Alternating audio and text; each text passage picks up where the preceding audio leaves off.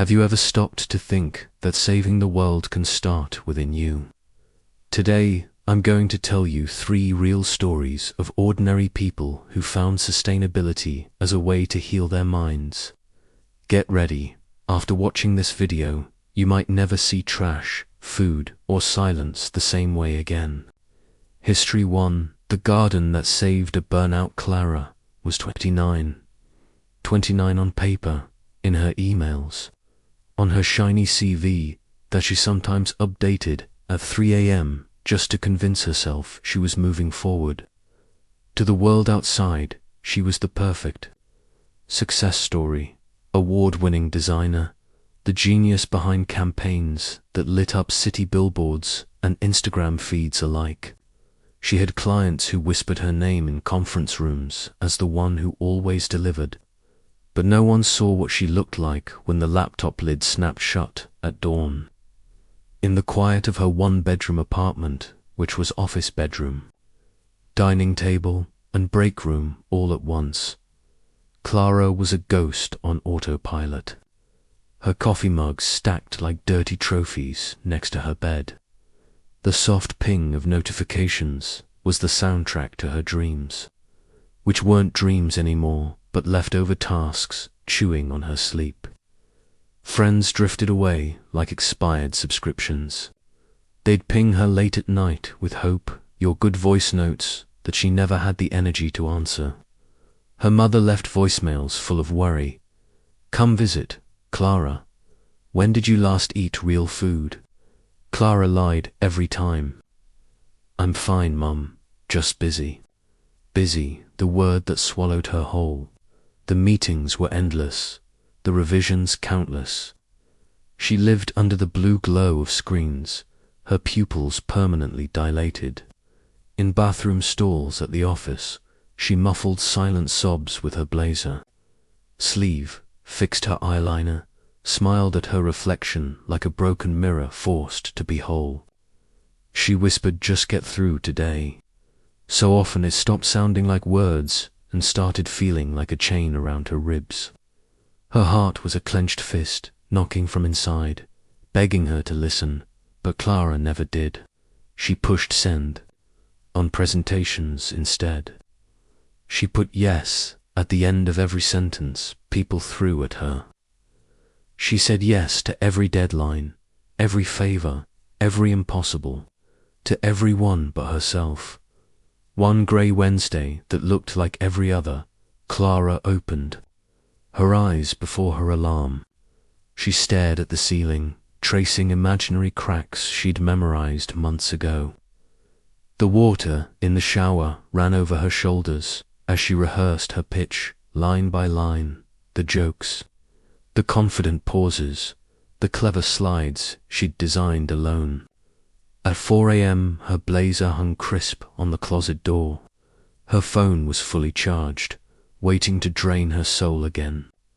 She left her apartment without noticing the bakery scent on the corner, the warm bread smell she used to love as a child. She didn't see the man selling sunflowers by the traffic light, didn't see the kid with blue chalk all over his hands. Her world was a tunnel, and the end was always another meeting room. The conference room was glass-walled and cold, the AC blasting on her wrist bones. Her slides lit up the big screen. Innovative, disruptive, game-changing, words that made her mouth feel like sawdust. She could hear the scratch of pens, the clicks of expensive watches. She spoke. She advanced slides, but her chest felt tighter than usual, like an invisible rope wrapping her ribs. She cleared her throat. Her voice betrayed her. A single drop of sweat traced down her spine under her blouse. She squeezed the remote clicker. The room spun slightly. A pulse in her neck throbbed so hard she thought the whole table could hear it. Then her vision went white, then black. When she came to, there were blurry faces leaning over her. A paper fan made from a presentation draft. Someone pressed a plastic cup of water to her lips. It's just stress, Clara. Just go home, rest. Tomorrow you'll be fine. Just stress. The phrase that had lived rent-free in her chest for years. The taxi ride home was a wet blur against the window. The city outside was busy surviving, but Clara felt like she was fading behind the glass. Her keys dropped by the door. Her bag hit the floor like a dead weight. She stepped into the bathroom and flicked on the harsh light. There she was, the girl behind the genius, staring back. Hollow eyes, hair pulled too tight, shoulders too thin to carry the world she'd agreed to hold. She touched her cheek. It felt foreign. She didn't cry. She didn't scream. She just knew if she didn't run now, she wouldn't be left to run at all. She grabbed a cheap hoodie and slipped, her feet into old sneakers that still remembered park walks from another life. She didn't check her phone. It buzzed and buzzed, each vibration another tug back into the quicksand. She pushed open her building's iron gate and walked. She didn't know where she was going, only that she had to move. Her breath fogged in the cool dusk air. She passed shuttered shops, graffiti-tagged walls, a dog barking behind a fence. She passed unnoticed. She felt invisible, and for the first time it didn't hurt.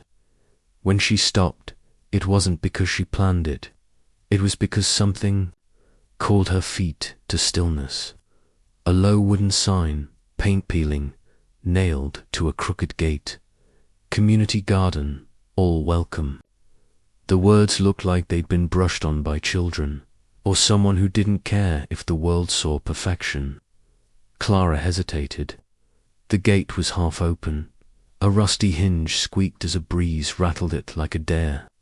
Her chest tightened. Part fear, part hope.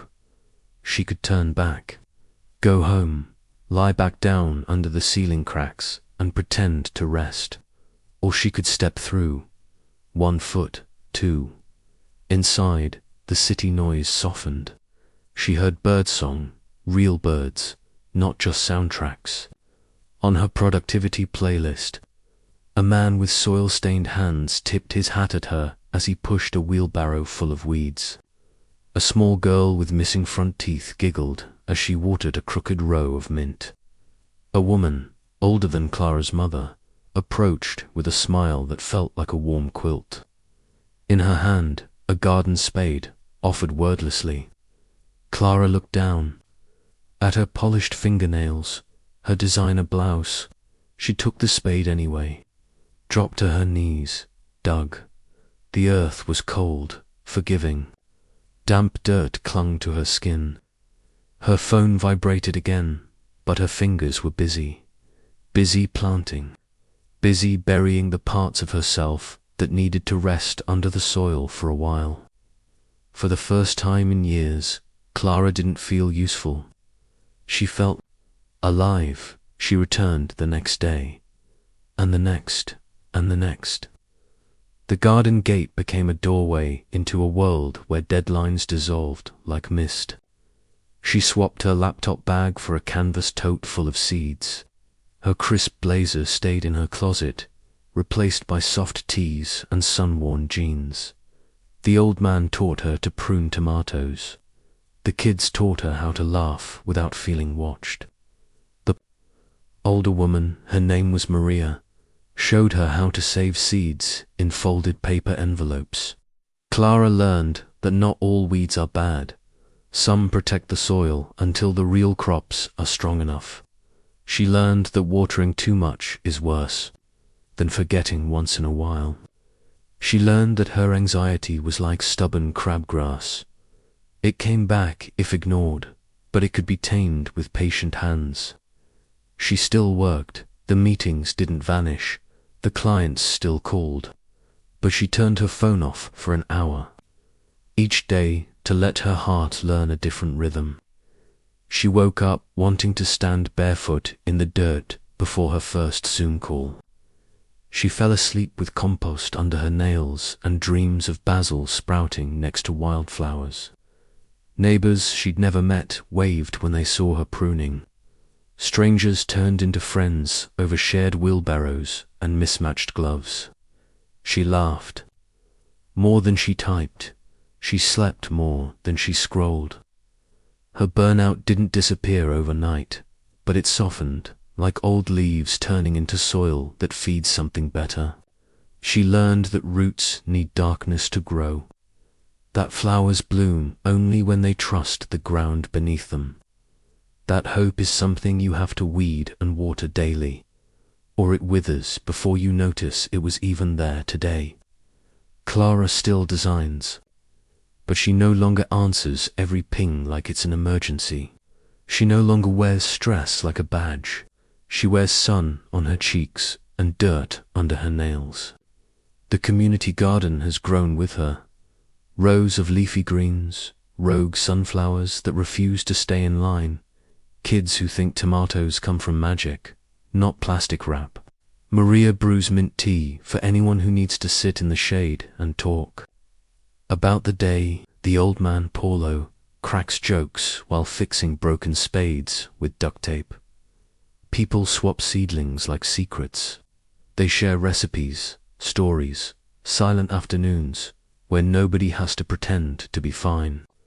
Clara kneels by the same patch of soil where she first sank her hands every week to remind herself that nothing blossoms without patience. She knows burnout still flickers in the world, but she knows she doesn't feed it anymore. She feeds this small patch of hope instead. If this story planted something in you, a spark, a pause, a question, don't let it die here. Share it, bury it like a seed in someone else's mind. Water it with your words, and tell me in the comments, what will you plant inside yourself today? Subscribe, because this garden of ours only grows if we tend it together. History 2: How planting 100 trees saved his mind. Lucas was 32 when the armor cracked. He didn't hear it snap all at once. It splintered like old wood under too much weight. A quiet fracture that started in the space between his temples and spread into the marrow of his bones. He was the golden boy who closed deals with a smile sharper than any blade, who signed contracts worth more than the neighborhood he grew up in, who bought his parents a house they no longer needed just to silence the guilt that sang in his veins. Every time he missed another Sunday dinner, the skyscraper office with floor-to-ceiling windows framed his ambitions in glass and steel, but it also trapped him inside the cage he built with his own promises. Lucas moved through that glass, palace like a ghost in polished shoes, eyes so dry from blue light that blinking felt like cutting paper. He laughed at the right jokes, nodded at the right lies, shook hands that smelled like cologne and conquest. He drank coffee until his pulse mimicked Morse code, drank whiskey until it shut up again. Some nights he'd stand on the balcony, 20 floors up, city lights blinking back at him like 1,000 unasked questions, wondering how far he'd have to lean to stop the static in his skull. But Lucas wasn't reckless. He was too tired to be reckless. He told himself burnout was a badge, a sign he was in the game, a price worth paying for boardroom applause and LinkedIn congratulations. He wore it proudly.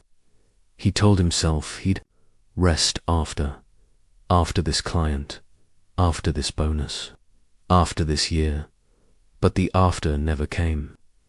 It was a carrot he dangled before his own reflection, a reflection he barely recognized anymore. Behind the silk ties and the cold watch tick-tick-ticking on his wrist, he was just a man who hadn't felt soil under his nails since he was a boy beside his grandfather's battered pickup truck. The memory waited for him like a seed in dry earth, patient, silent, waiting for rain. The rain came the night he fell asleep at his desk, cheek pressed to a spreadsheet that didn't care if he lived or died. He woke at dawn to an email from HR, politely suggesting he take a mental health day. He laughed, dry and brittle. Because the last time he'd heard that phrase, it came from a wellness webinar his company paid for but nobody watched. He turned off his laptop. He shut off his phone. He stood in his doorway for an hour with his keys in his hand, trying to remember where he kept his old sneakers. He found them in the closet, dusty and cracked at the sole. He slipped them on like an apology to a version of himself he'd buried under all the deadlines and dinners eaten standing up. He drove without maps or meetings. The city unfolded around him like a sigh. Tired streets, cracked sidewalks, a bakery scent that reminded him he hadn't tasted fresh bread in months. He ended up on the edge of a forgotten neighborhood, parking beside a chain-link fence that sagged under the weight of rust and wild weeds. Beyond that fence, the lot his grandfather left behind, worthless dirt, according to every bank he'd ever known.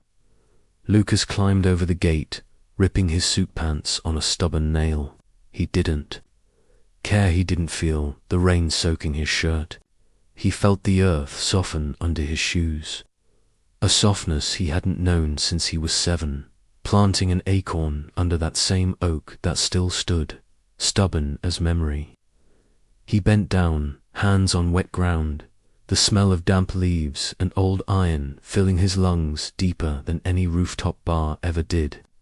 He pulled at trash, a beer can, a broken scooter, a plastic bag tangled like a question mark in thorn bushes. Each handful of garbage left him soaked, filthy, absurd, a CEO in the mud. But when he looked at his palms, slick with dirt instead of spilled whiskey, he felt the static hush for the first time in years. Lucas went back the next day. He didn't tell anyone where he was going. No out-of-office message, no polite excuse. He just drove to the lot before dawn, carrying grocery. Bags stuffed with cheap gloves and a rusted spade he'd found in his father's garage. He ripped up weeds that fought back like old regrets. He dug holes that caved in on themselves when he turned away. He bled into the handles of tools that didn't fit his smooth, conference call softened hands. One day, a kid on a bike skidded to a stop at the fence. "Hey, mister, what are you doing?" Lucas didn't have an answer that made sense. "Cleaning up," he said, half laughing, half breathless, from dragging a tire up a slope slick with last night's rain. The boy nodded, like it made perfect sense, and came back the next day with a plastic rake stolen from his sister's sandbox. They raked side by side, saying nothing. The silence between them filled with birdsong, the sound of wind threading through the oak's tired branches. Lucas learned to tell time by the angle of the sun instead of the second hand of his watch.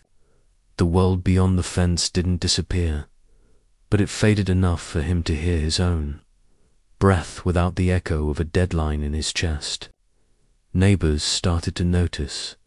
A man in work boots that didn't match his shirt. Dirt smudges on a face that usually hid behind tinted car windows. A woman left a thermos of coffee on the fence post. A teen dropped off a bag of seedlings he'd found behind his grandmother's shed. Nobody asked for explanations.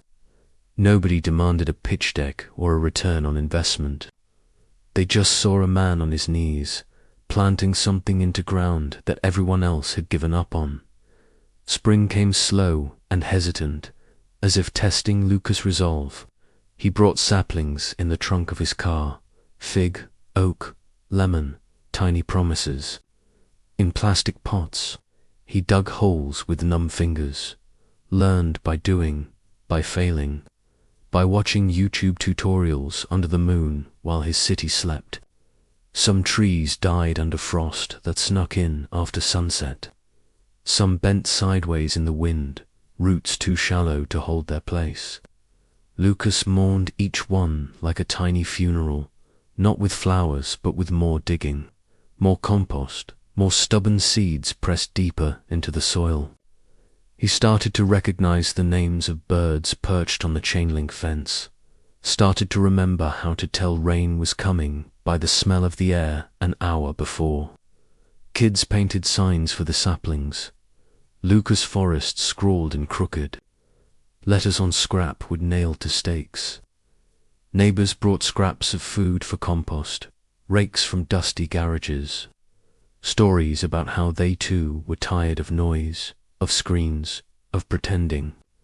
They didn't say the word burnout, but Lucas saw it in their shoulders, in the sighs they let out when they sat on an old bench under the first oak. Sometimes they stayed an hour, sometimes all day. They picked up trash, planted herbs between the trees. One neighbor taught Lucas how to fix a leak in the hose with duct tape. Another showed him how to brew mint tea from wild sprigs that pushed through the fence as if they wanted in on the healing too. The static that once devoured Lucas whole now found itself muffled by leaves, by laughter, by the slow hush of roots stitching soil back together. And in the quiet between shovelfuls, Lucas heard the clearest thing he'd heard in years, himself. Not asking to be more, just asking to be here today. That forgotten patch of dirt stands taller than the concrete towers Lucas used to worship. Over 100 saplings lean toward the sky like unfinished prayers, each one fed by blisters, sweat, and secrets nobody dared speak under office fluorescence. Lucas still keeps his watch, but the minutes mean something different now. Each tick is sunlight measured in leaves, not profit margins. He still closes deals when he wants to, but no contract locks him in past sunset. His phone rings less. His hands grow rougher each season. The suits hang looser, his shoulders lighter under the canopy he built, one tiny hole at a time. He knows the static is never gone for good, but when it knocks, he knows where to bury it, under roots, under soil, under the shade of a forest that shouldn't exist, but does, because he chose to plant instead of break. If this story found a crack in your armor, let it stay. Don't scroll past like it's just another post to forget. Close your laptop. Pick up a seed, a sapling, a broken patch of ground you've ignored too long. In your yard, your street, your own chest. Dig. Plant. Fail. Try again. And when you do, tell us in the comments what your forest will look like. Subscribe, not for him, but for you, because every tree he planted was a piece of himself he chose to save. And maybe, just maybe, the next one can be yours. History 3. The bees that healed her panic. Maya was 35 when her chest learned how to lock itself from the inside. It didn't start with sirens or heart attacks. No, her panic came disguised as an ordinary Tuesday. She was standing in a glass elevator 40 stories above the city. Folders tucked under her arm like armor, phone pressed so tight to her ear that her pulse bled through the signal. The voice on the other end was her boss, drilling numbers into her skull in a language she'd spoken so fluently for a decade she'd forgotten how silent sounded. The elevator jerked. A flicker of motion, that's all it took. Her lungs curled in on themselves, her vision tunneled to a point so sharp it cut. The numbers on the folder blurred into her veins. Profit margins, growth curves, deadlines. She had swallowed whole for so long they'd become part of her spine. When the doors slid open, she stepped out like a ghost in kitten heels. Nobody noticed her hand trembling over the railing. Nobody saw her clutch the wall of the ladies' room. 10 minutes later, eyes wide, throat raw, trying to suck air through a straw that didn't exist. Maya, the shark in a blazer, the trusted fixer, the closer who could eat quarterly losses for breakfast. Maya was drowning in oxygen she couldn't reach. She splashed cold water on her face. Mascara pooled under her eyes, streaks of the life she wore like war paint.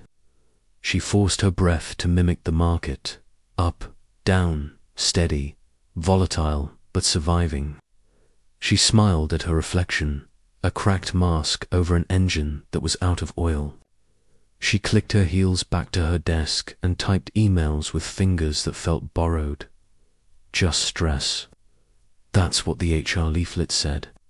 But stress is just a word until it sits on your chest like an anvil and dares you to stand up again. She didn't stand up. Not for 2 days. When her body finally folded in protest, Maya found herself in a hospital hallway, the beeping of distant machines and disinfectant smell wrapping around her like cold sheets.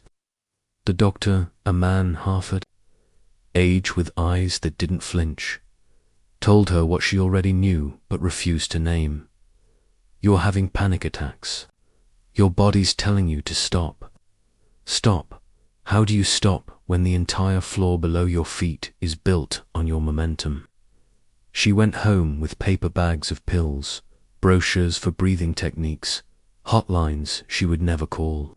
She spent 3 days on her couch, staring at the cracked ceiling above her bed, tracing the same hairline fracture over and over, as if it might answer the question no spreadsheet ever had.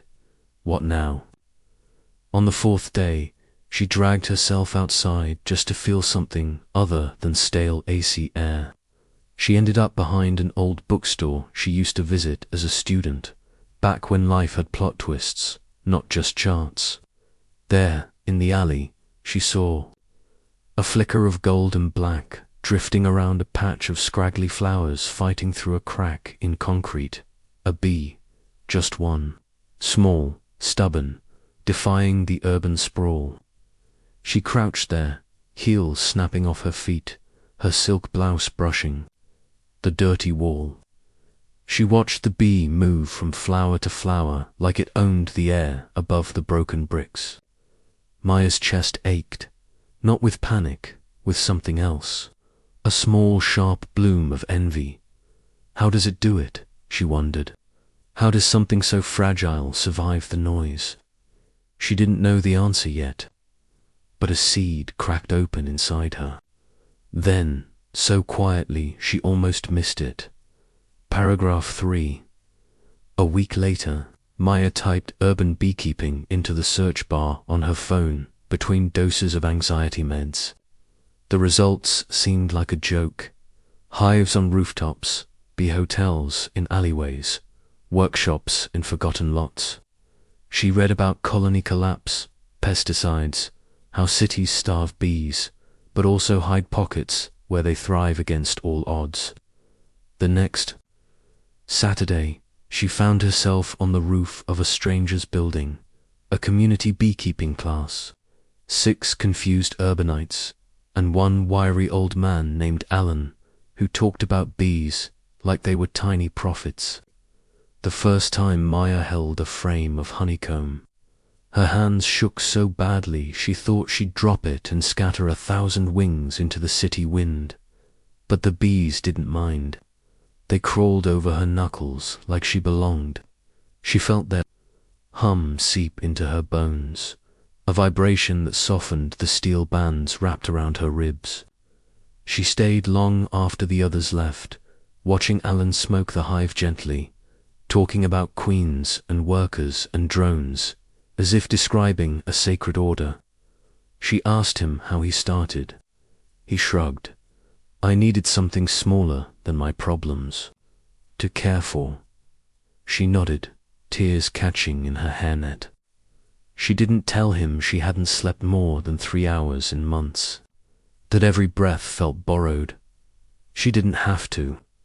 The bees didn't ask for explanations. They just asked for her calm hands, her quiet breath.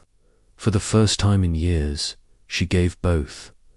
Maya's apartment turned into a halfway house for broken furniture and bee books. She traded her designer heels for second-hand boots that smelled like clay and rain. She signed up for every class Alan offered. then started her own small rooftop hive when spring arrived with its fragile promises.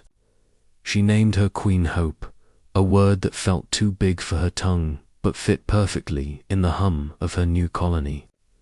Neighbors thought she'd lost it. Bees on a roof in this city. But they changed their tune when Maya gave them jars of honey so golden it caught the last light like liquid amber. Some nights she'd lie on her back next to the hive, counting the stars the city lights couldn't erase. She found her breath there, slow, deliberate, matching the hush of wings inside the wooden boxes she tended like small beating hearts. The panic never vanished, not completely. It waited in corners, tried to crawl back under her skin when the city roared too loud. But now she had armor, not of steel, but of thousands of tiny bodies who reminded her daily, even the smallest. Life can outfly the storm if it stays together. The bees taught her to slow down, to listen, to taste sweetness in the simplest things, to trust that sometimes survival hums softly in places you'd never think to look, under your feet, above. Your head, inside a flower fighting through a crack in a sidewalk today. Maya's rooftop hums like a secret prayer. 10 hives now. Hundreds of thousands of bees mapping flowers across concrete blocks and exhaust fumes. She gives free honey to the cafe downstairs, runs workshops for teenagers who think nature lives only in documentaries. She teaches them to stand still, too. Listen for the soft thunder of wings. To breathe when the city tries to crush their chests the way it once crushed hers. She still consults sometimes, but she tells the boardroom she'll call them back after the hives are fed. She doesn't wear the panic like a brand anymore. She wears it like a scar that reminds her. Every collapse can seed something wilder, sweeter, more alive. If this story buzzed inside your ribs, don't let it fade when you close this video. Step outside. Look for a flower in a crack. Plant one. Leave water for a bee on a hot day. Teach someone else the hum that healed you. Tell me in the comments, what will you keep alive so it can keep you alive too? And subscribe, because this hive we're building here together is louder than panic will ever be. 3 stories, 3 people, a single seed. Those who care for the world care for themselves. Maybe it's time for you to plant your own change too. What will it be? A vegetable garden? A lighter closet? A living kitchen? Tell me in the comments. Which of these stories touched you most, and share this video with someone who needs to hear it. Subscribe to the channel, like it, and tell me, what do you do to care for your mind and the planet at the same time? Let's spread this seed together.